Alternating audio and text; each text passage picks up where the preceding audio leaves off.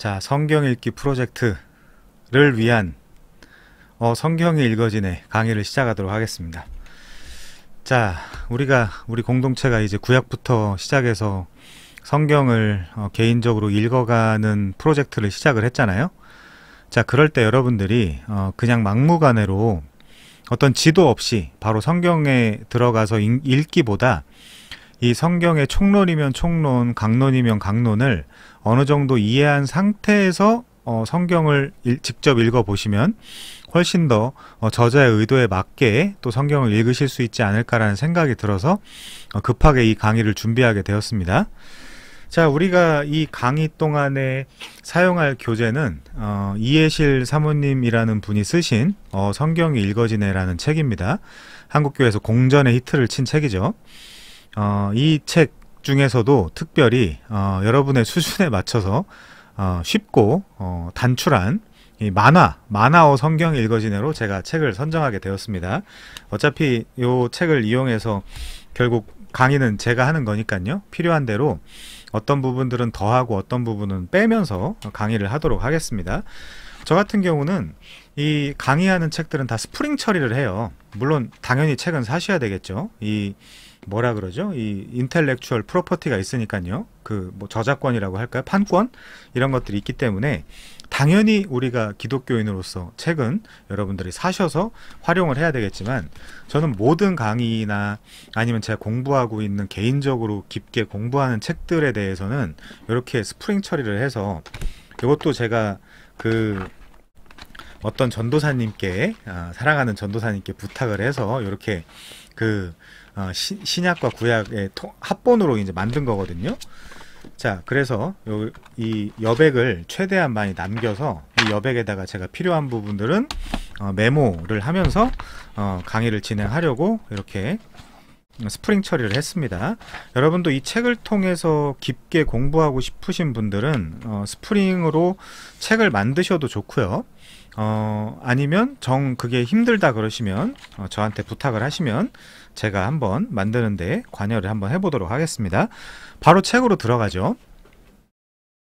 자, 바로 책으로 들어가서 1과부터 한번 볼게요. 1과의 제목은 성경 목록만 잘 알아도 성경이 열립니다 라고 되어 있네요. 자, 성경은 우리가 딱 펴보면 우선 구약과 신약으로 나눠져 있어요. 지난 시즌에 여러분들이 신약을 그 교회 전도사님과 함께 하셨다라는 얘기를 들었고, 그리고 이번 시즌부터는 구약을 하신다라는 이야기를 들었어요. 그래서 급히 강의도 준비하게 됐는데, 여러분들이 구약이라는 표현이 나오면 자연스럽게 출애굽기 19장부터 24장에 걸쳐서 나오는 그 시내산 언약을 여러분들이 떠올리셔야 돼요. 구약이라는 표현이 나오면 바로 그 부분이 생각이 나야 되고요. 또 신약이라는 표현이 나오면, 새 언약이라는 표현이 나오면, 예를 들면 에스겔 11장이라든지 에스겔 36장, 예레미야 31장 같은 부분들이 떠올라서 이 신약이 결국 누가복음 22장에 나타난 예수 그리스도의 죽음, 예수 그리스도의 그 보혈로 이루어지고 성취가 되는구나 라는 생각을 여러분들이 하실 수 있어야 되겠죠. 아무튼 이 약이라고 할 때 요게 이제 테스타멘툼인데, 영어로 하면 테스타멘트죠. 예를 들면 터툴리안이라는 교부가 그 처음 사용한 걸로 알려져 있죠. 그 약이라는 표현을. 근데 그 전에 물론 그 성경에서는 베리트나 카라트는 기본적으로 자르고 쪼갠다는 개념이었잖아요. 언약을 세우거나 언약적 세레모니가 있을 때 자르거나 쪼개는 어떤 그런 개념. 그래서 베리트, 카라트 그런 표현들을 좀 이해하시면 좋을 것 같고요.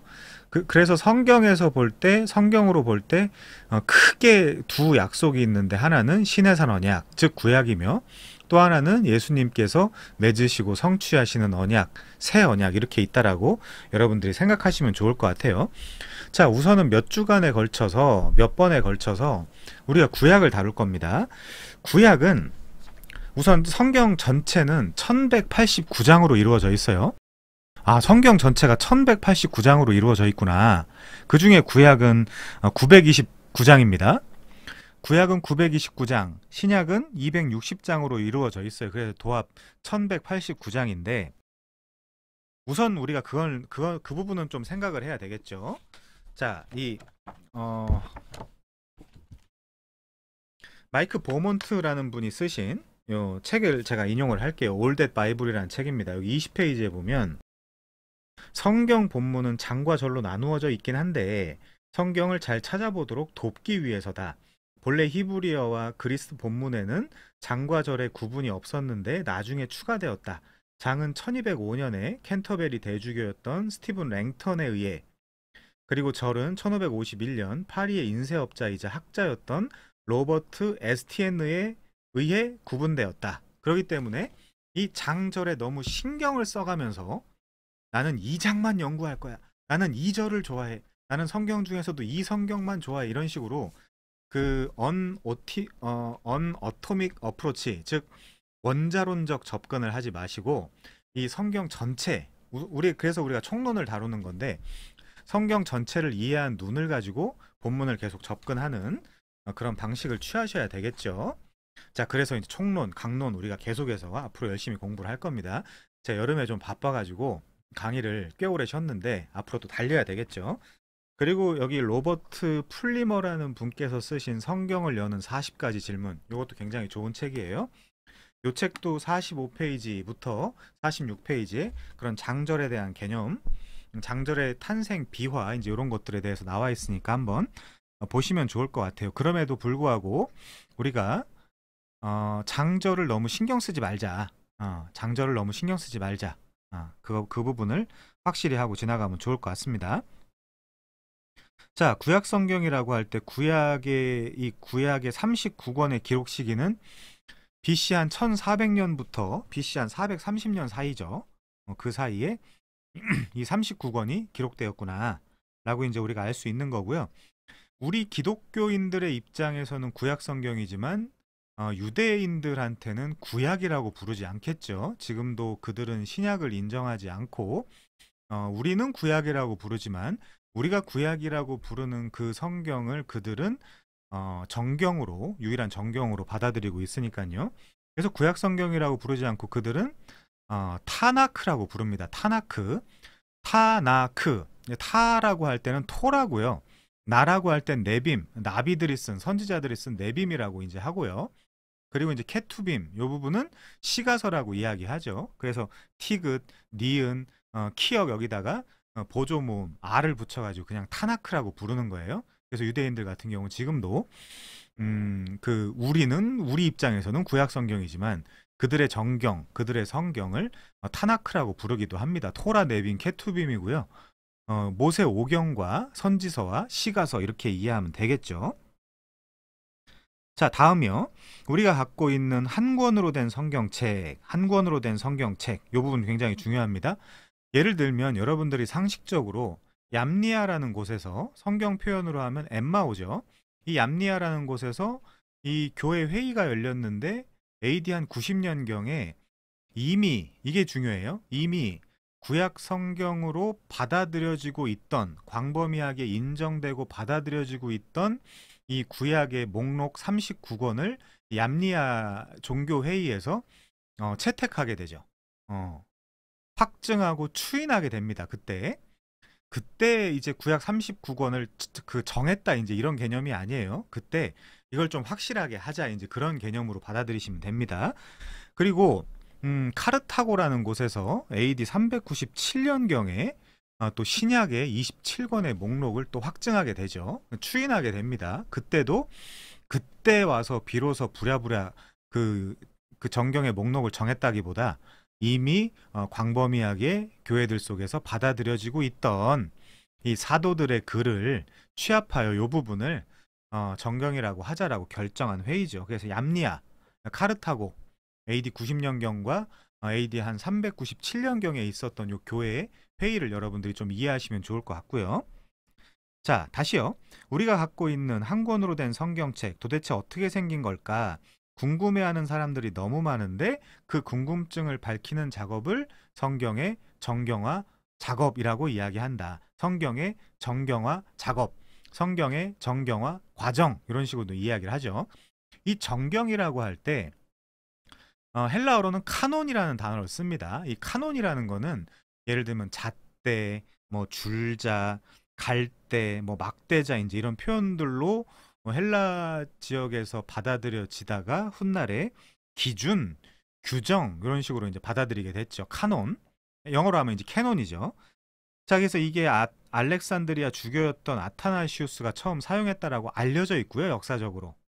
그런 역사적 배경이 있고, 아무튼 그래서 이제 구약 성경을 추인할 때 가장 중요했던 요소들은 고대성이나 진본성 같은 것들이 있고요. 신약 성경을 추인할 때 가장 중요했던 요소들은 사도성이라든가 보편성이라든가 정통성 같은 것들이 있습니다. 어떻게 구약 39권이 오늘날의 정경으로 만들어졌을까? 자, 우선 간단히 살펴보는 성경의 정경화 과정을 한번 보겠습니다. 그림을 보죠. 유대는 바벨론은 페르시아가, 페르시아는 헬라의 알렉산더 대왕이 정복했다는 거 아시죠? 라고 할 때 만화의 특성상 단순 도식이긴 하지만 우리가 이해할 수 있는 가장 좋은 도식이기도 하죠. 자, 우선 요 부분은 훗날 우리가 이 부분에 대해 자세한 것은 이 구약 성경이 끝나고 나서 신약으로 들어가기 전에 신구약 중간기 400년 시기라는 그 시기가 있거든요. 그때 좀 더 자세히 다루도록 하겠습니다. 구약 끝나고 신약에 들어가기 전에 그때 이 부분을 한 번 더 정리하는 걸로 하고요. 예를 들면 여러분들이 성경을 공부하실 때 세계사와 함께 맞물려서 공부하는 것이 굉장히 중요하거든요. 그럴 때 예를 들면 수메르 아시죠? 수메르. 메소포타미아 문명 수메르. 그 수메르가 그 성경에서는 시날이라고 나와 있거든요. 시날. 시날 평지. 창세기 11장에도 그런 식으로 나와 있죠. 시날 평지, 수메르. 그게 이제 메소포타미아, 바벨론이죠. 거기가. 그 지역에서 사실 아브라함이 그 부름을 받잖아요. 자, 두 번째. 이집트 문명도 중요합니다. 수메르, 그러니까 메소포타미아 문명도 중요하고 이 수메르 문명, 이집트 문명도 중요해요. 이집트는 성경에서 애굽으로 표현되어 있죠. 애굽. 자, 세 번째, 그리고 바벨론도 굉장히 중요합니다. 바벨론도 중요하고요. 그 히타이트, 여기 이제 성경에서 헷으로 나와 있어요. 헷. 그리고 이제 당연히 성경에 하나님의 백성들로 표현되어 있는 히브리인들 굉장히 중요하죠. 그리고 그 다음에 페니키아, 이건 성경에서 베니게로 나와 있습니다. 베니게. 자, 그 다음에 아시리아죠. 이 아수르도 굉장히 중요하고, 그 다음에 신바벨론이라든지, 그리고 페르시아는 바사입니다. 지금의 이란 땅 정도라고 이야기할 수 있겠죠. 자, 그 다음에 그리스, 그 다음에 마게도냐가 말하자면 알렉산더 대왕의 영향으로 생겨났다라고 이해할 수 있는, 말하자면 헬라 제국이라고 이야기할 수도 있겠죠. 알렉산드로스의 제국이라고 이야기할 수도 있을 것 같고, 그 제국 때에 알렉산드로스가 죽고 4명의 부하가 디아도키 시대에 그 인접 땅들을 나눠 갔는데, 그 땅들을 훗날 로마가 다 평정하는 것들로 나와 있어서, 그 이후에는 우리가 신약 성경을 딱 펴보면 그냥 그 로마의 속국이 되어 있는 그 이스라엘의 현실을, 유대의 현실을 우리가 볼 수 있죠. 자, 아무튼 그런 부분을 잘 아시면 좋겠고요. 이 부분에 관해서도 예를 들면 여기 이제 최연수 선생님께서 쓰신 책이 있어요. 이게 세계사로 이해하는 성경 역사라는 책인데 최연수 선생님께서 쓰신 건데 실제 선생님이십니다. 지금 고등학교에서 실제 그 일선 교사로 활동하고 계시는 분이세요. 그래서 전공은 다 역사를 전공하셨고요. 신학까지도 공부를 하셔가지고 제가 책을 막 2번 혹은 3번 이렇게 읽는 경우는 별로 없는데, 이 책은 너무 재밌고 그리고 너무 잘 쓰셨어요. 쉽게. 재밌고 쉽게 잘 쓰셨을 뿐만이 아니라 두 번째, 세 번째 읽을 때는 당연히 저로서는 어떤 숫자라든가 이런 부분들을 다 팩트 체킹을 해야 되는 부분들이 있어서 처음엔 재미로 읽었고요. 그 다음 팩트 체킹을 하면서 읽었고, 그 다음에 외울 것들, 정리할 것들 정리하면서 읽었는데, 일선 교사, 즉 역사 교사가 쓰신 책이라서 그런가 이제 굉장히 쉽고 재밌게 읽었습니다. 여러분들한테도 추천을 드려요. 그래서 제가 방금 소개해드렸던 그런 그 메소포타미아 문명부터 시작해서 로마 제국에 이르기까지, 그래서 이 제국의 흥망성쇠를 다 여기다가 기록을 해놓으셨거든요. 성경 역사와 맞물려서 기록을 해놓으셨기 때문에 여러분들이 앞으로도 성경을 읽어 나가실 때 이 부분을 철저하게 습득한 다음에 읽어 가시면 이 세계사와 연결해서 안 그러면 우리가 굉장히 이게 이 성경이라는 게 그냥 어떤 그런 종교의 그냥 책, 종교의 어떤 그런 경전 이 정도만 받아들이고 이 일상생활 혹은 일상 현실 역사와 아무런 관계없이 받아들일 수도 있단 말이에요. 그렇지만 이 성경의 기록은 철저하게 역사와 함께 흘러왔고 역사와 함께 기록됐단 말이죠. 그렇기 때문에 우리가 기본적으로 너무 전문적인 책들 뭐 그런 책들까지 막 사셔서 보실 필요는 없겠습니다만은 이 책은 너무 쉬워요. 거침없이 읽힙니다. 그리고 재밌어요. 그러니까 한번 그리고 정확합니다. 그러니까 한번 꼭 사셔서 읽으시면 좋겠다는 생각을 해봅니다. 자, 다시 책으로 가면요. 이 부분을 우리가 신구약 중간기 400년 공부할 때 더 자세히 다루긴 하겠지만 지금 우리한테 중요한 건 그 부분인 것 같아요. 여기 이제 유대라는 가장 작은 물고기가 있는데 그 물고기를 바벨론이 잡아먹고 그 잡아먹은 물고기를 또 페르시아가 잡아먹고 그 페르시아를 또 그리스 헬라가 잡아먹고 마지막에 이제 로마는 안 나와 있는데 이제 로마가 완전 평정해버리는 그 시기가 오죠. 자, 이제 우선 유대를 좀 생각해 보면요. 유대라는 나라는 아브라함이 첫 그 히브리인, 그쵸? 이 유프라테스를 건너서 처음에 갈대아 우르에 있다가 하란에 올라가서 유프라테스를 건너서 가나안 땅에 들어가잖아요. 그래서 그 강을 유프라테스라는 강을 건넌 첫 그 히브리인이라는 개념으로 이 아브라함이 히브리인들의 조상이거든요. 근데 이 아브라함이 훗날 하나님의 약속에 의해서 이삭을 낳죠. 그리고 그 이삭은 야곱을 낳습니다. 그리고 야곱은 신약의 평가에 의하면 야곱이 유다를 낳았다라고 표현해요. 굳이 예를 들면 르우벤이라는 장자 그리고 혹은 장자의 명분을 받은 요셉 이런 사람들을 이야기하는 것이 아니라 아브라함이 이삭을 낳고 이삭은 야곱을 낳고 야곱은 유다와 그의 형제들을 낳았다라고 표현을 하죠. 자, 근데 유다는 베레스를 낳고 그 베레스는 헤스론, 헤스론은 람은 아비나답, 아비나답은 나손, 나손은 살몬, 살몬은 보아스, 보아스는 오벳, 오벳은 이세, 이세는 다윗 왕을 낳죠. 이제 그런 이 역사적인 어떤 그런 톨레도트 족보가 이제 우리한테 주어져 있긴 한데 우리한테 중요한 건 그거죠. 왜 아브라함, 이삭, 야곱, 요셉이 아니라 유다냐? 그 이제 유다가 이제 굉장히 중요한데 이 유다에게서 유다는 이제 사실 넷째 아들이죠. 야곱의 넷째 아들인데 이 유다를 유다 지파와 베냐민 지파를 가지고 이 솔로몬의 아들이었던 르호보암이 남유다를 세우거든요. 남유다. 그리고 그와 대척점에 서 있는 여로보암이라는 그 솔로몬의 그 부하는 나머지 10지파를 규합해서 북이스라엘을 세우죠. 그래서 여러분들이 우리가 이제 대학생들도 그리고 이제 처음 성경을 읽으려고 시도하시는 분들도 계시다 보니까 중요한 건 그겁니다. 처음에 성경을 딱 펴보시면 이게 막 남유다도 나오고 북이스라엘도 나오고 막 이런단 말이죠. 그렇기 때문에 여러분들은 성경을 읽으시다가 굉장히 힘드실 수 있어요. 이게 무슨 말이지? 남유다는 뭐고 북이스라엘은 뭐지? 라고 할 때 예를 들면 그 남유다가 그 정통성을 가지고 있다라는 그 이니셔티브가 있죠.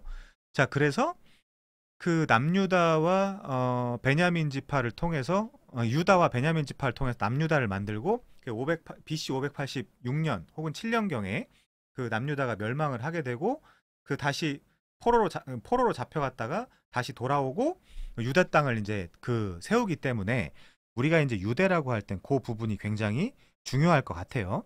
유대라고 할 때 그냥 왜 유대지? 왜 유대지? 라고 그냥 붕 뜨는 어떤 그런 논리나 역사적 흐름 없이 그냥 유대인가 보다 하지 마시고 아브라함이 이삭을 낳았고 이삭이 야곱을 낳았고 야곱이 유다를 낳았는데 결국에 그 통일왕국 시대 솔로몬 시대 때 그 솔로몬의 아들 르호보암이 솔로몬이 범죄하여 르호보암 때 그 나라가 분열될 것이라고 하나님께서 말씀을 하신단 말이죠. 그 르호보암 때 유다와 베냐민 굉장히 작은 지파였으니까요. 결국에는 유다 지파를 가지고 남유다를 만드는구나. 그리고 그 남유다가 바벨론의 포로로 끌려갔다가 다시 돌아와서 어쨌든 그 성전도 재건하고 성벽도 증축하고 이제 이러면서 그 유다 땅을 세웠는데 훗날 어쨌든 로마의 속국이 되어 있긴 하지만 성경을 펴보면 신약 성경을 펴보면 북이스라엘이라는 개념 완벽하게 깔끔하게 사라져 버리고 남유다만 남아 있죠. 자, 그래서 여기 그림에도 유대입니다. 유다. 유다. 그렇게 이제 이해를 하시면 돼요. 그래서 신약 성경에도 신약 성경을 펴보니까 거기에도 유다가 그런 논리로 남아 있구나 라고 여러분들이 역사적 흐름 그 관점을 가지고 이해하시면 되겠습니다. 자, 다음 페이지 보면요. 자, 이 그 유대를 잡아먹은 바벨론, 바벨론을 잡아먹은 페르시아, 페르시아를 잡아먹은 그리스 헬라, 그 그리스 헬라, 특별히 헬라, 알렉산드로스 제국, 마케도니아 제국을 세웠다라고 우리한테 알려져 있는 이 알렉산더 대왕이, 이 알렉산더 대왕은 짧은 시간에 대제국 헬라를 이루지만 헬라는 놀랍게도 뜻 자체가 거품이란 뜻입니다. 이 헬라 제국을 이루지만 전염병으로 단명하게 된다. 말하자면 역사를 좀 찾아보면 이 알렉산더는 20세의 왕위에 등극을 해요. 그리고 13년 동안 거의 그 근동, 그러니까 그 근처의 그 모든 나라들을 거의 다 제패하게 됩니다. 그리고 이 제패하는 과정 속에서 13년 이후에 그 학자들에 따라서 말라리아에 의해서 열병에 걸려서 죽었다 혹은 암살당해서 죽었다 이제 그런 내용들이 남아있긴 해요. 자, 이 책에도 그런 내용들이 있거든요. 제가 좀 소개를 해볼게요. 이 책 260페이지에 가보시면 여러분들이 사서 읽으실 거라는 걸 믿고 제가 페이지를 한번 소개를 해볼게요. 자, 이 책 260페이지에 가보시면 마케도니아의 역사가 나오는데요. 마케도니아는 알렉산드로스의 제국입니다. 헬라 제국이라고 이해할 수도 있어요. 자, BC 7세기경 페르디카스 1세에 의해서 마케도니아가 건국되었다. 그리고 필로포스 2세는 마케도니아를 통합하고 주변 민족들을 정복해 나갔다. 그리고 BC 336년 필로포스 2세의 아들 필로포스는 암살당하거든요. 그래서 필로포스 2세의 아들 알렉산드로스가 20세의 나이에 왕위를 계승하였다. 그는 아버지 필로포스 2세가 이루지 못한 아케메데스 왕조 페르시아 정복을 추진하였다. 알렉산드로스의 스승으로 유명한 인물이 그리스 철학을 집대성하고 서양 철학의 토대를 이룬 아리스토텔레스가 있다. 플루타르코스의 영웅전의 기록에 의하면 알렉산드로스는 아버지는 필로포스 2세는 나에게 생명을 주었으나 아리스토텔레스는 훌륭하게 사는 법을 가르쳐 주었다라고 이제 이야기할 정도라는 거죠. 자, 이 알렉산드로스는 이 아케메네스 왕조 페르시아에 대한 원정을 단행해요. 그리고 그 그라니쿠스 전투에서 첫 승리를 거둡니다. 그 이후에 시리아라거나 페니키아라거나 팔레스타인이라거나 이집트라거나 그 훗날 뭐 두로가 함락되면서 두로의 시민들은 노예로 팔려가고요. 그 당시 예루살렘은 큰 저항 없이 항복을 하게 됩니다. 시리아, 페니키아, 팔레스타인, 이집트를 차례대로 정복을 해 나가요. 그리고 BC 330년 아케메네스 왕조 페르시아를 정복한 알렉산드로스는 바벨론, 수사, 페르세폴리스 등 아케메네스 왕조 페르시아 수도를 점령하였다. 그리고 중앙아시아 지역 및 인더스 유역까지 진출하여 유럽, 그리고 아시아, 아프리카에 걸친 대제국을 이루게 되었다. 그게 어떤 의미에서 마케도니아라고 이야기할 수도 있고 헬라 제국이라고 이야기할 수도 있고 알렉산드로스 제국이라고 이야기할 수도 있어요. 자, 그래서 이것 비화가 하나 있습니다. 이 인더스 강 유역에서 그 서가지고 갑자기 대성통곡을 했다고 하죠. 그때 이제 그의 부하 중에 한 사람이 왕이시여 왜 우십니까? 라고 하니까 이 알렉산더가 더 이상 내가 먹을 땅이 없다 라고 대성통곡을 했다라는 역사적인 그런 비화도 남겨져 있죠. 자, 그는 이 알렉산드리아라고 자기가 정복한 나라마다 돌아다니면서 좋아 보이는 그 도시에다가 자기 이름을 붙이거든요.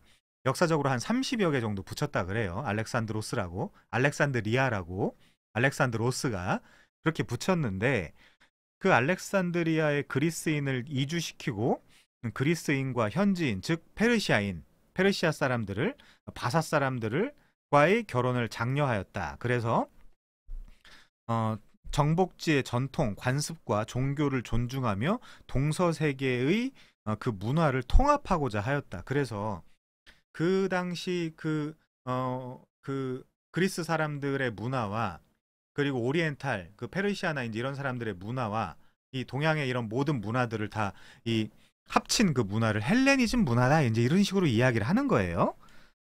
자, 그러나 BC 323년 알렉산드로스가 북인도 진출 과정 중에서 바빌로니아에서 열병으로 사망하였다. 그의 죽음에 대해서는 열병 등에 의한 질병에 의한 것이라는 주장과 암살에 의한 주장을 하는 학자들이 있다. 이제 그렇게 이야기를 하죠. 자, 우리 책 12페이지로 다시 보겠습니다. 그래서 알렉산더 대왕은 짧은 시간에 대제국 헬라를 이루지만 전염병으로 단명하게 된다.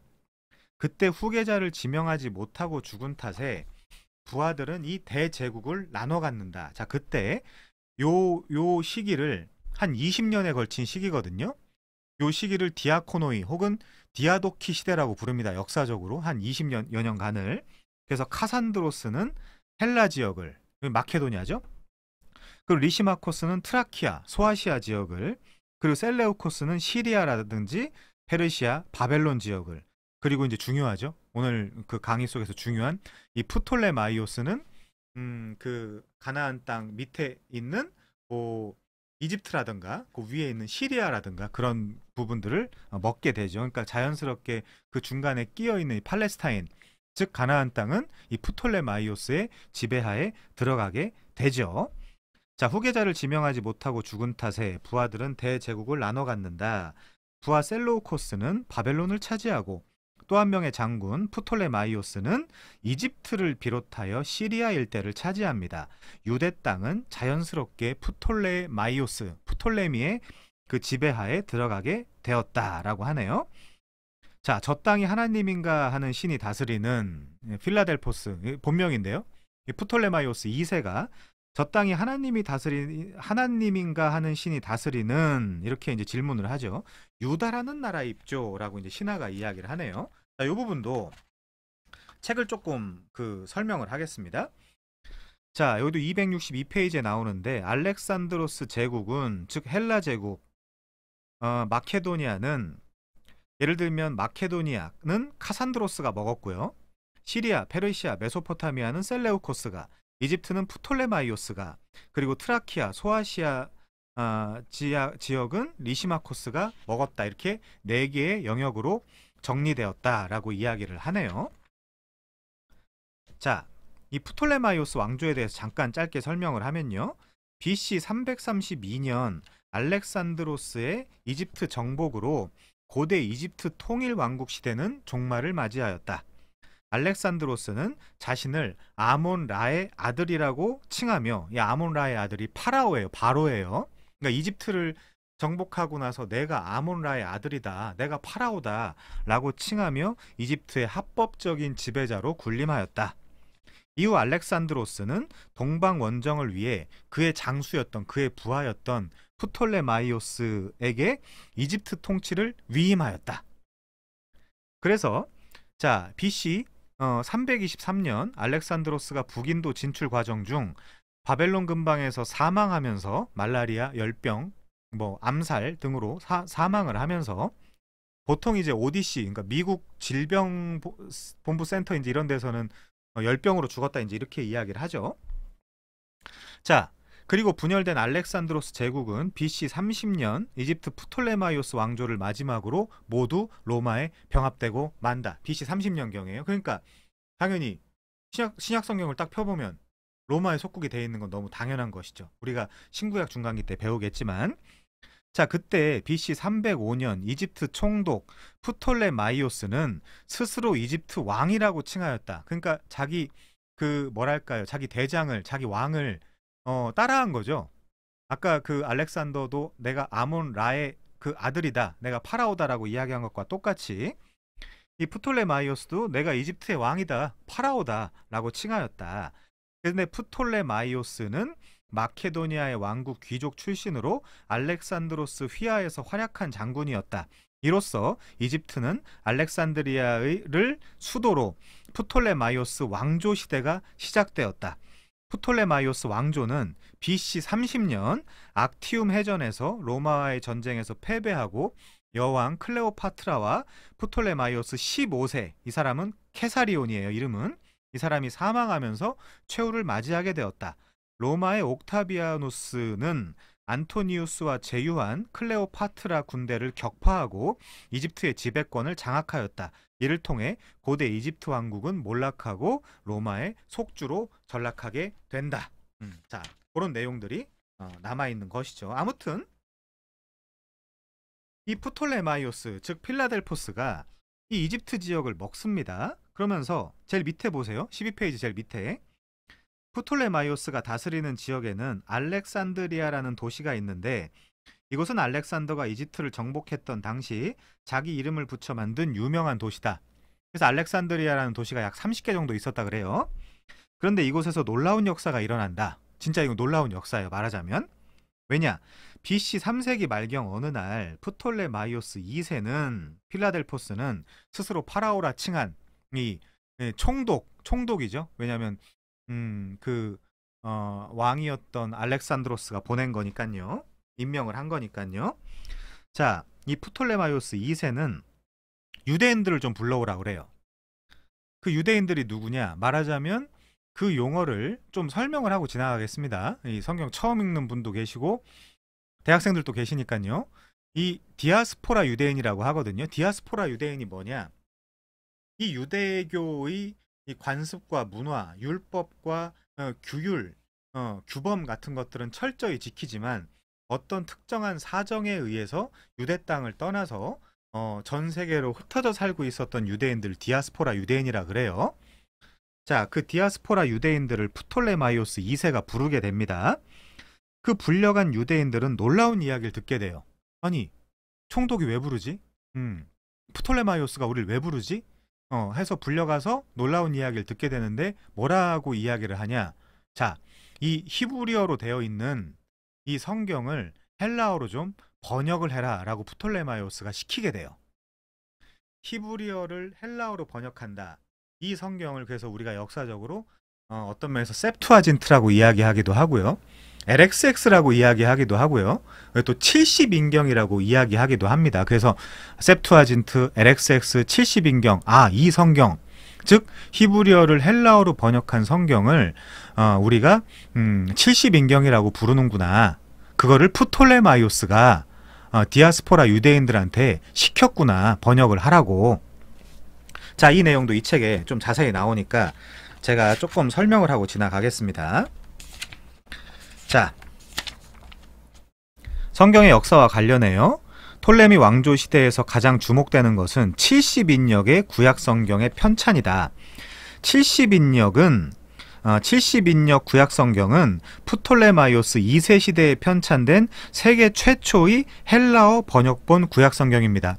헬라 시대 때 그리스어를 사용했거든요. 그리크 오리지널 텍스트, 그리스어를 사용했기 때문에 그냥 헬라어는 그냥 그리스어라고 생각하시면 돼요. 자, 이는 헤브라이어, 히브리어, 히브류, 그 히브리어를 모르는 유대인들을 위해서 헬라어로 편찬된 구약 성경이었습니다.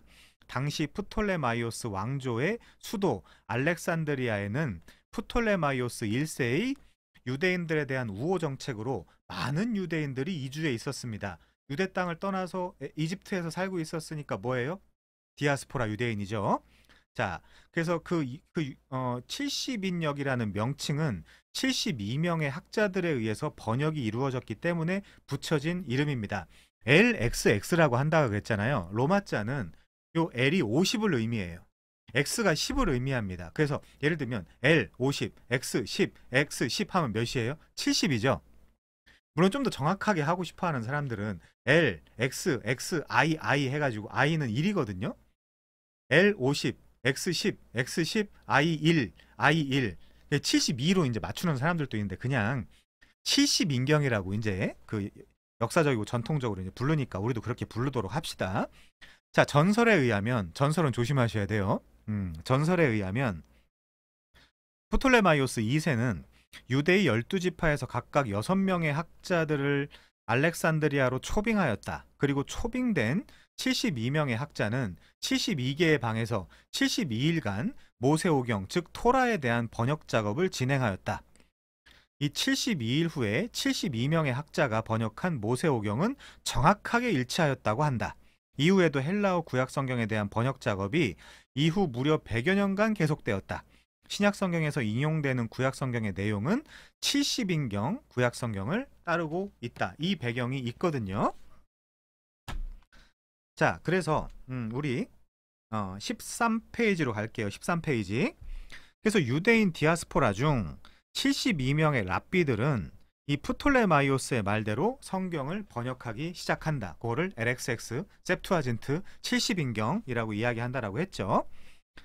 자, 이 학자들이 그렇게 물어보네요. 자기들끼리 프톨레마이오스가 헬라어로 성경을 번역하라는 이유가 뭡니까? 라고 할 때 히브리어는 어렵고, 어렵다기보다 물론 어렵죠. 어려운 걸 떠나서 그 당시 사어로 받아들여졌거든요. 사어.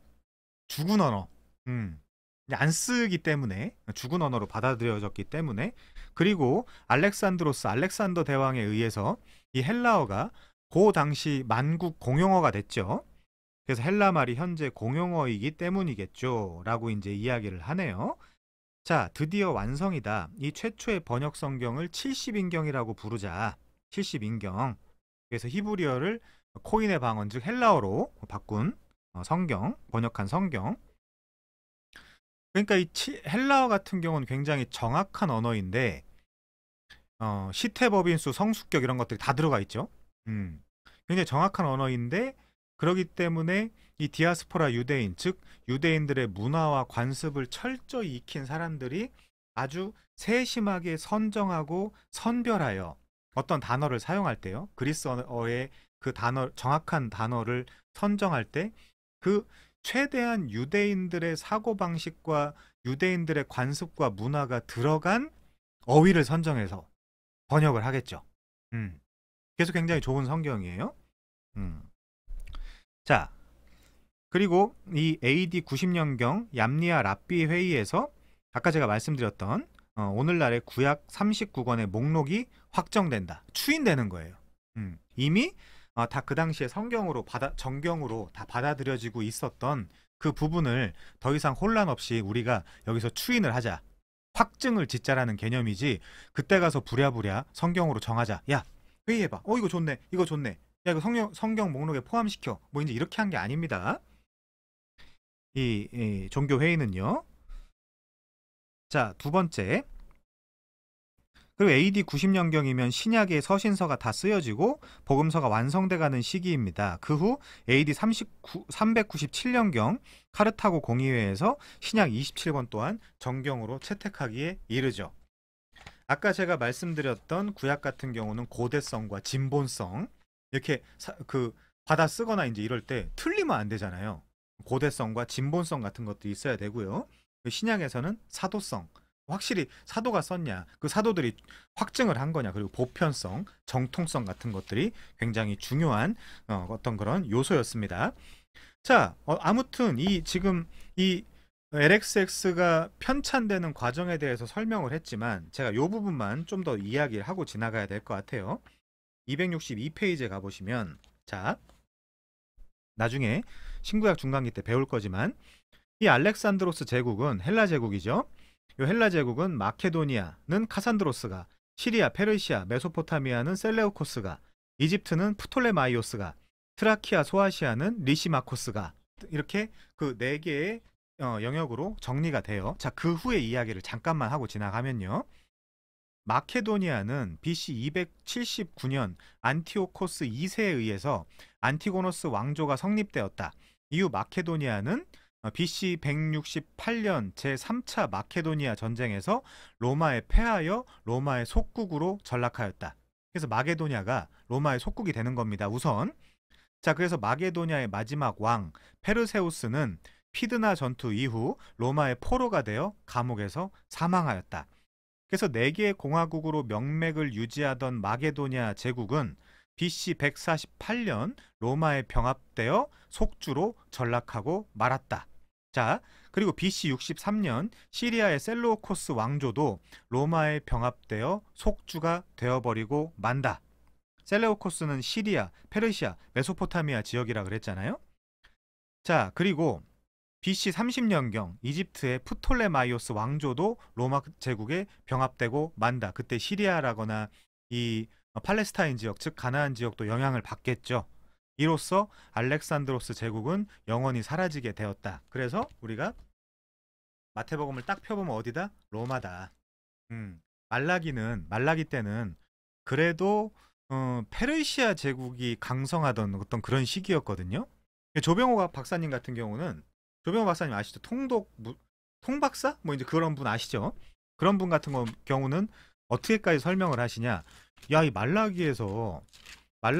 말라기라는 성경에서 마태복음으로 넘어가는 데는 1초밖에 안 걸리는데, 사실상 요 말라기 마지막에서 이 마태복음 1장 1절까지 이 시간적인 그 간극은 무려 400년이나 있구나. 그 400년 동안 굉장히 복잡하게 이 제국들이, 어떤 제국들은 망하고 어떤 제국들은 그 다시 일어서고 이제 막 그러는 모습들이 굉장히 잘 나타나 있죠.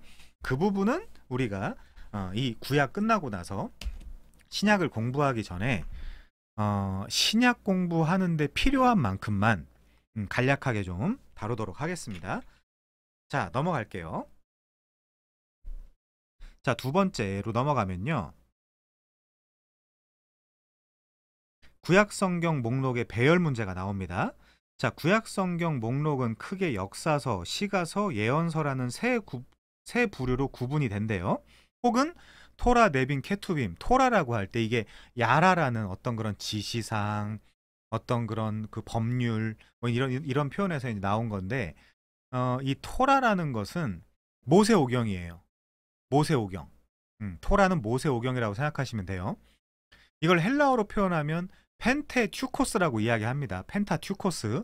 이 펜타가 헬라어에서 다섯이에요. 다섯. 튜코스가 책입니다. 5개의 책.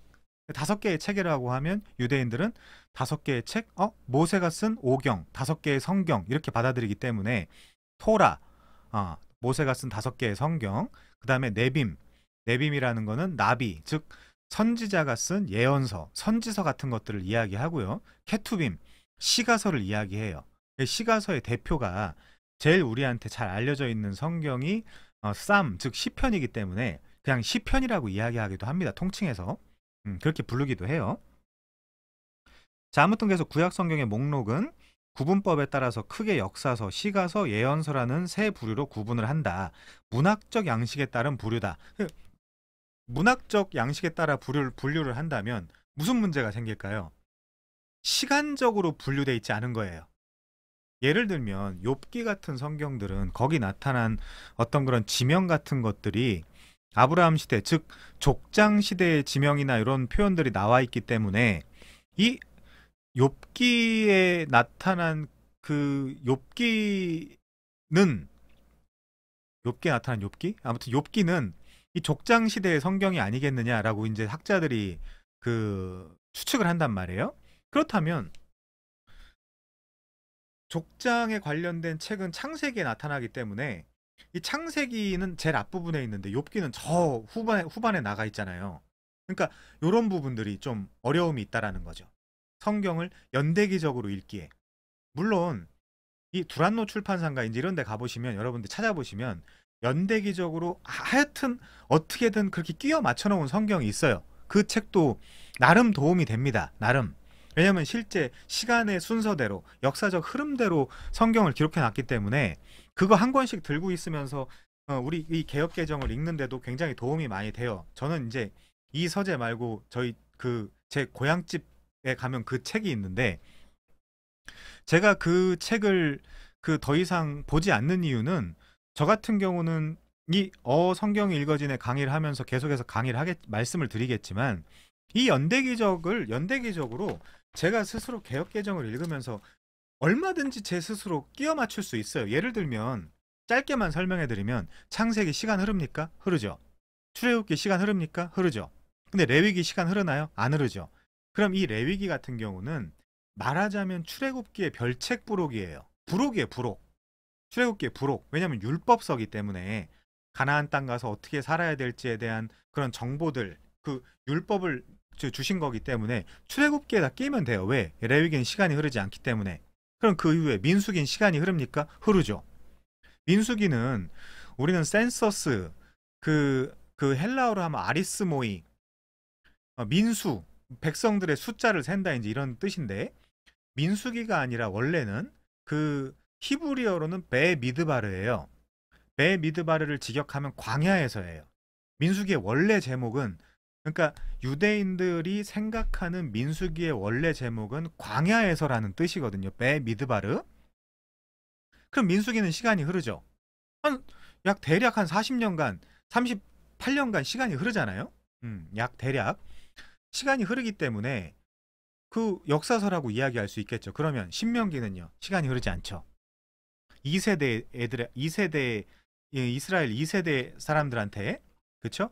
그 하나님께서 원래 주셨던 그 율법을 다시 한번 설교하고 강론하고 가르치고 적용하는 그 성경이 신명기잖아요. 그럼 이 신명기도 민수기에 그 포함을 시켜야 되는 거죠. 시간이 흐르지 않기 때문에. 그럼 여호수아는 시간이 흐르나요? 어느 정도 흐르죠. 사사기는 시간이 흐르나요? 어느 정도 흐르죠. 그럼 룻기는요? 흐르지 않죠. 룻기는 학자들에 의하면 그 사사기에 그 기드온 시대에 일어난 일이다라고 이야기를 하거든요. 그러니까 이런 식으로 이 역사의 흐름에 따라서 룻기는 그러면 사사기 기드온 시대에 넣어야 되겠구나. 저 이후에 있는 욥기 같은 경우는 이 족장 시대에 넣어야 되겠구나. 이런 식으로 여러분들이 이 개역개정을 읽으면서 이 연대기 순서에 맞게 읽을 수 있는 눈을 가지셔야 된다라는 얘기죠. 지금 들으시면 굉장히 복잡하고 어렵게 느껴질 수 있지만 제가 계속해서 반복할 거예요. 계속해서 반복할 거기 때문에 이 강의를 몇 번씩 들으시면 그냥 자연스럽게 이해가 될 거예요. 예. 제가 이 강의를 뭐 그 유튜브에다가 계속해서 공개로 상태로 올려놓을지 안 올려놓을지 좀 생각을 해봐야 되겠습니다만은, 아무튼 계속해서 들으시면 되겠어요. 일단은 올려놓을게요. 자, 그래서 이제 역사서, 시가서, 예언서 이 세 부류로 구분을 하시면 좋을 것 같고요. 자, 이제부터 구약성경 맨 앞에 목록을 열어 확인해 보자. 그럼 당연히 그렇게 이제 하면 선지서 같은 경우는 좀 복잡해지겠죠. 왕정시대, 포로시대, 그 남유다에서 사역한 사람, 북이스라엘에서 사역한 사람 막 혼재되어 있거든요. 그 부분은 제가 나중에 다 시간에 맞춰서 다 그 시간 순서대로 맞춰드리겠습니다. 자, 역사서는 창세기부터 에스더까지 17권이고, 시가서는 욥기부터 아가서까지 5권이고, 예언서는 이사야부터 말라기까지 17권이고. 자, 그럼 여러분들이 어떻게 생각하시면 좋겠죠? 역사서 17권, 시가서 5권, 그리고 선지서 17권, 17, 5, 17이네. 이런 식으로 여러분들 편의에 따라서 외우시면 좋겠습니다. 17, 5, 17, 역사서, 시가서, 예언서, 이렇게. 자, 다음 페이지요. 14페이지. 여기서 굉장히 중요한 작업을 하나 해봅시다. 미루지 말고 지금 바로 해봅시다. 당신의 성경책 목록에 역사서는 초록색, 시가서는 노란색, 예언서는 빨간색 연필로 색칠해 보세요. 이것이 일독학교의 성경 읽기표를 만드는 기본이 되거든요. 자, 역사서는 무슨 특징을 갖고 있다고요? 시간이 흐른다고요. 그래서 창세기, 출애굽기, 레위기는 빼요. 시간이 흐르지는 않기 때문에. 그래서 출애굽기에다 끼고, 그 다음 민수기, 그 다음 신명기, 신명기는 빼요. 민수기에다 끼워 넣습니다. 시간이 흐르지 않기 때문에. 그 다음 여호수아, 그 다음 뭐 사사기, 그리고 룻기, 룻기는 사사기에다 넣으면 되겠죠. 그 다음에 사무엘서, 시간 흐르죠. 그리고 열왕기서, 시간 흐르죠. 당연히. 열왕기서 당연히 시간이 흐릅니다. 열왕기는 사람들이 되게 어려워하는 경향이 있는데 뭐냐? 열왕기가 왕들을 열고 해놨다는 뜻이에요. 그러니까 열왕기를 접근할 때 굉장히 열왕기는 너무 복잡해, 그렇게 생각하지 마시고 일단은 왕들에 대해서 열거해 놨구나, 그렇게 이해하시면 돼요. 자, 그럼 역대기는요? 역대가 뭐예요? 역대 왕들에 대한 이야기다, 그 뜻이에요. 다만 열왕기와 역대기의 차이점은 둘 다 왕들을 열고 해놨으면 그 뭐야? 라고 생각하실 수 있겠지만, 역대기와 열왕기의 차이점은, 열왕기는요 남유다 북이스라엘 할 것 없이 혼재해서 좀 복잡하긴 합니다. 혼재해서 다 기록을 해놨다면 그 역대기 같은 경우는 남유다의 관점에서 포로 시대로 끌려갔다가 돌아와서 그 배경을 가지고 남유다의 관점에서 남유다가 정당성이 있고 정통성이 있다 라는 그 관점에서 남유다의 역사, 남유다의 왕들의 남유다의 왕사를 재구성하는 어떤 그런 성경이라고 생각하시면 돼요.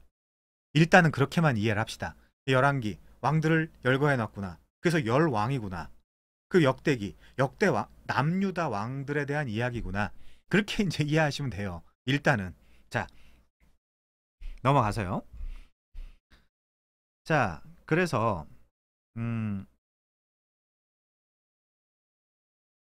그 다음에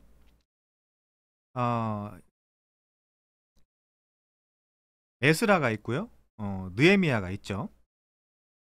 그 에스더가 있습니다. 에스더도 사실상 그렇게 시간은 흐르지 않지만 에스더까지는 역사서로 칠 수 있겠죠. 자,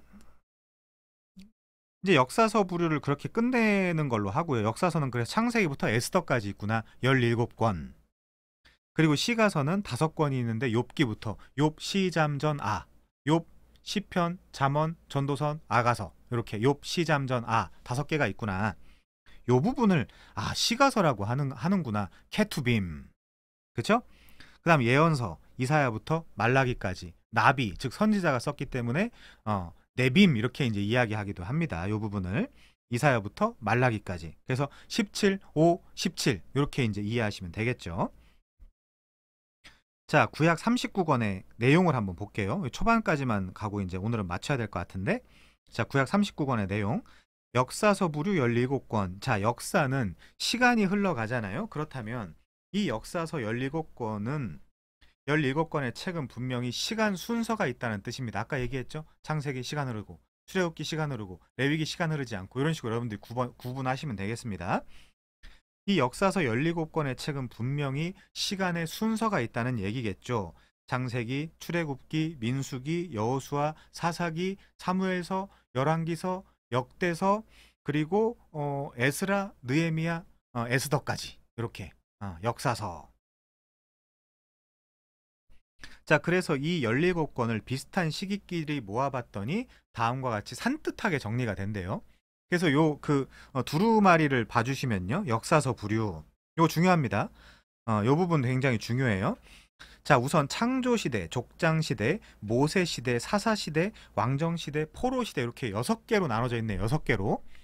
이 6개 여러분들이 최소한 앞글자 정도는 외우셔야 돼요. 창족, 모사, 왕포.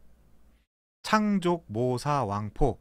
그래서 창조시대, 족장시대, 모세시대, 사사시대, 왕정시대, 포로시대 이렇게 창족, 모사, 왕포. 자, 세부적 내용을 좀 보면요. 창조시대는 창세기 1장부터 11장까지겠죠. 이때를 인류 일반 역사 태고사라고 부릅니다.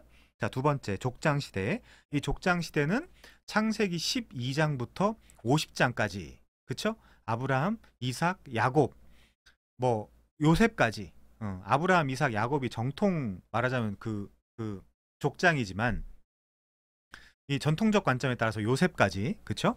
아브라함, 이삭, 야곱, 요셉까지 족장시대로 볼 수 있다. 그러면 창세기가 끝났어요.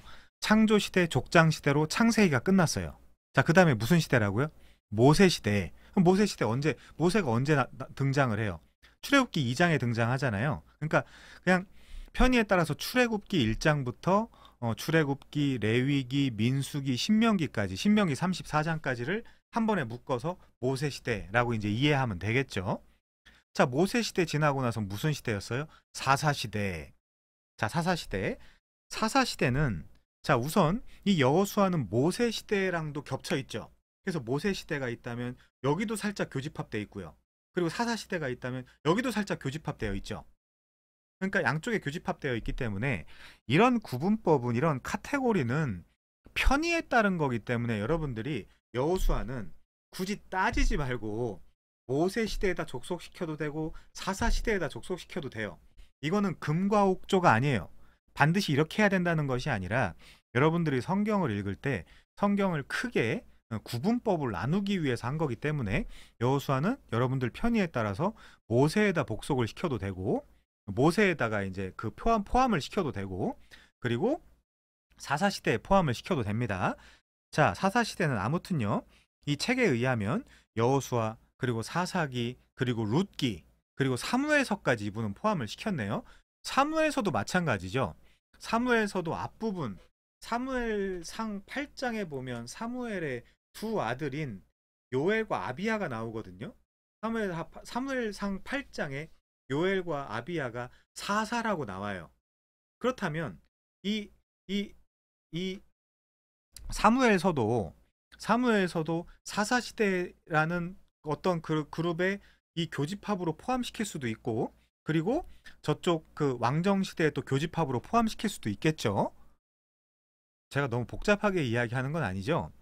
자, 아무튼 그래서 사사시대는 여호수아부터 사사기, 룻기, 사무엘, 상하까지 생각하시면 되겠다. 그래서 이게 익숙하지 않은 분들은 그냥 책을 따라 하시면 돼요. 책도 괜찮으니까 책을 따라 하시면 됩니다. 자, 그 다음에 이제 왕정시대가 나오네요. 왕정시대는 열왕기 상부터 열왕기 상하 그리고 역대 상하까지요. 그래서 왕정시대라고 이야기할 수도 있겠다. 이때를. 그 역대하 후반부에 가면 이 특별히 이 시드기야 왕이 눈이 뽑혀서 바벨론에 끌려가는 것으로 이 이스라엘 사람들이 남유다가 그 BC 586년 7년경에 그 바벨론으로 포로로 끌려가죠. 바벨로니아 캡티비티, 바벨론 유수라고 하잖아요. 그걸 유수는 잡아서 가둔다는 뜻인데 아무튼 그래서 마지막엔 포로시대 역사서는 에스라, 느헤미야, 에스더가 있다. 요렇게. 그래서 반드시 외워야 될 것은 창족, 모사, 왕포 그리고 창조시대, 모세시대, 창조시대, 족장시대, 모세시대, 사사시대, 왕정시대, 포로시대 요 각 시대에 맞춰서 어떤 성경들이 있는지 여러분들이 머릿속에 어느 정도라도 러프하게라도 좀 그릴 수 있어야 되겠죠. 자, 그렇습니다. 이거를 좀 더 세분화하여 구분하는 사람들도 있어요. 한번 들어보세요. 첫 번째 창조시대, 두 번째 족장시대, 세 번째 출애굽시대, 네 번째 광야시대, 다섯 번째 정복시대, 여섯 번째 사사시대, 그리고 일곱 번째 단일왕국시대, 여덟 번째 분열왕국시대, 아홉 번째 포로시대, 열 번째 귀환시대. 이 열 번째가 다 끝나고 나서 귀환하고 나서 마지막에 신구약 중간기 400년. 그 다음에 사복음서 이렇게 이제 넘어가는 거죠. 자, 이 구분법에 의하면 창조와 족장 시대는 창세기 1장부터 50장까지고요. 그 출애굽 시대는 출애굽 시대랑 광야 시대랑 엮어서 출애굽기 1장부터 신명기 34장까지 이해하시면 될 것 같고 아까 미드바르가 광야에서라 그랬잖아요. 민수기가 원래 이름이. 자, 그리고 정복 시대는 가나안 땅을 언제 정복하죠? 여호수아에서 정복하잖아요. 그래서 여호수아 1장부터 24장까지 이렇게 정복 시대라고 표현할 수도 있고요. 그다음 사사 시대, 사사기 1장부터 21장까지라고 이야기할 수도 있겠죠. 자, 그다음에 다윗이 사무엘서에서 왕이 되기 때문에 일단 사울이 먼저 왕이 되죠. 그래서 사울 40년, 다윗 40년, 그리고 그 솔로몬 40년, 또 120년간 40, 40, 40이니까요. 모세 40, 40, 40하고도 좀 비슷하죠. 아무튼 요 40, 40, 40 하는 이 120년간을 통일 왕국 시대라고 이야기하기도 해요. 그때까지는 이 이스라엘이 통일 왕국으로 가고 있었으니까요. 근데 그 이후에 솔로몬의 범죄에 의해서 솔로몬의 아들인 르호보암 때 나라가 둘로 갈라지잖아요. 그래서 북이스라엘은 10지파를 가지고 북이스라엘로 나가고요. 여로보암을 왕으로 시키죠. 그리고 남유다는 르호보암에 의해서 유다와 베냐민을 통해서 남유다로 이제 그 흐름이 흘러가게 되는 것이죠. 그때부터 분열 왕국 시대라고 이야기할 수 있는 거예요. 그래서 여로보암을 시작으로 9왕조가 있습니다. 북이스라엘에는 여로보암을 시작으로 9왕조가 있고 19명의 왕이 있고 호세아라는 왕으로 끝나요. 여로보암에서 호세아까지 끝나는구나. 이때 얼마나 개판이냐면요. 무려 8명의 왕이 암살을 당합니다. 그래서 그렇게 막 복잡한 여러 가지 상황들이 있기 때문에 9왕조나 있는 거예요. 그나마 요 남유다는요. 르호보암에서 시작해서 시드기야까지 끝나는 20명의 왕이 있는데 한 왕조예요. 다윗 왕조. 다윗 왕조. 이런 부분을 여러분들이 러프하게나마 알고 계셔야 성경을 읽을 때 더 잘 이해가는 부분들이 있습니다. 안 그러면 어려워요. 그래서 그런 개론을 우리가 총론을 지금 이야기를 하고 있는 거예요. 강론도 언젠간 다 해야 되겠지만, 그쵸? 그랬고 북이스라엘은 9왕조 19명의 왕, 남유다는 한 왕조 20명의 왕. 그래서 남유다의 정통성이 있고, 이 남유다가 그 신약 성경에 가면 그 정통성을 가지고 있는 상태로 그냥 유대인, 로마의 속국이 되어 있지만 유대인, 유대 땅, 이제 이런 식으로 표현을 하는 겁니다. 자, 그렇게 알아두시면 되겠어요. 다시 한번 창조시대, 족장시대, 출애굽시대, 광야시대, 정복시대, 사사시대, 단일왕국시대, 그리고 분열왕국시대, 포로시대, 귀환시대, 그 마지막으로 신구약 중간 침묵기 400년 시대, 이런 식으로 이해하시면 되겠죠. 그때 이 시대를 역사서를 가지고 여러분들이 이해를 하셔야 된다. 자, 15페이지요. 이렇게 역사서 부류에 속한 17권을 6시대로 구분할 줄 알아야 됩니다. 복잡하게는 아니더라도 여러분들은 딱 요것만 창족, 모사, 왕포 정도는 외우셔야 돼요. 창조시대, 족장시대, 모세시대, 사사시대, 왕정시대, 포로시대, 요 정도까지는 외우셔야 돼요. 제가 외우라는 말 잘 안 하잖아요. 그리고 이 강의를 여러분들이 포기하지 않고 꾸준히 들으시면 그냥 외우게 될 겁니다. 창족, 모사, 왕포, 창조시대, 족장시대, 모세시대, 사사시대, 왕정시대, 포로시대, 이런 식으로. 그 다음에 가서야 이제 좀 복잡하게 창조시대, 족장시대, 출애굽시대, 광야시대, 정복시대, 사사시대, 단일왕국, 즉 통일왕국시대, 분열왕국시대, 포로시대, 귀환시대, 신구약 중간기 400년, 이런 식으로도 외울 수 있겠죠. 자, 그래서 이렇게 역사서 부류에 속한 17권을 6시대로 구분할 줄 알아야 된다. 각 시대를 구분하는 특징과 그 시대 속에 어떤 성경들이 들어가는지를 배워야 되거든요. 그래서 성경 목록을 순서대로 외우는 것 매우 중요하지만 전체 틀을 이해하는 게 더 중요하다라는 말이겠죠. 성경 목록 가도 있잖아요. 창세기, 출애굽기, 레위기 뭐 이렇게 하는 성경 목록 가도 있는데, 그런 목록을 외우는 것도 중요하지만 이 목록을 여러분들이 결과적으로는 시간 순서대로, 연대기 순서대로 역사서에다가 각 개별 성경들을 여러분들이 직접 다 꽂아 넣으실 수 있게, 그래야 개역개정을 연대기적으로 여러분들이 읽으실 수 있다니까요. 자유자재로. 안 그러면 두란노 출판사에 연대기 성경이 있으니까 그 성경을 참고하셔도 좋겠습니다. 자, 아무튼 이 1강은 여기서 끝내도록 하고요. 이 1강을 계속해서 반복해서 들으셔서 이 성경 자체 읽기로 들어가기 전에 우리가 서론을 몇 번 더 해야 돼요. 이제 총론, 강론 이런 것들도 좀 따져야 되고 각 개별 성경의 내용들도 좀 따져야 되는데, 이런 강의들도 열심히 들으셔서 여러분들이 직접 성경 읽기 프로젝트에 참여하신 만큼 성경을 잘 읽고 이해하셔서 종교개혁의 후에, 즉 우린 개혁신학의 아들이고 딸들인데, 개혁신학의 아들이고 딸들은 그 자신이 성경을 스스로 읽고 이해하고 파악하고 내 삶에 적용하는 거예요. 그거를 어느 정도 조금 도와주는 게 교역자지, 스스로 여러분들이 잘 성경을 읽고 파악하여 이 성경의 본래 의미, 와릿 민트를 여러분들이 그 당시에 그때 진짜 그때 그 의미가 뭐냐, 이거의 진짜 의미가 뭐냐 라는 것을 잘 파악하고 이해한 다음에 와릿 민즈, 내 삶에 어떻게 적용할지, 어떻게 어플리케이션 할지 여러분이 스스로 그리고 하나님 앞에서 씨름하고 고민하고 연구하고 갈등하며 하나님과 함께 그렇게 신앙생활 하시길 바랍니다. 자, 다음 시간에 또 이후 내용들을 다루도록 하죠. 수고 많으셨습니다. 마치겠습니다.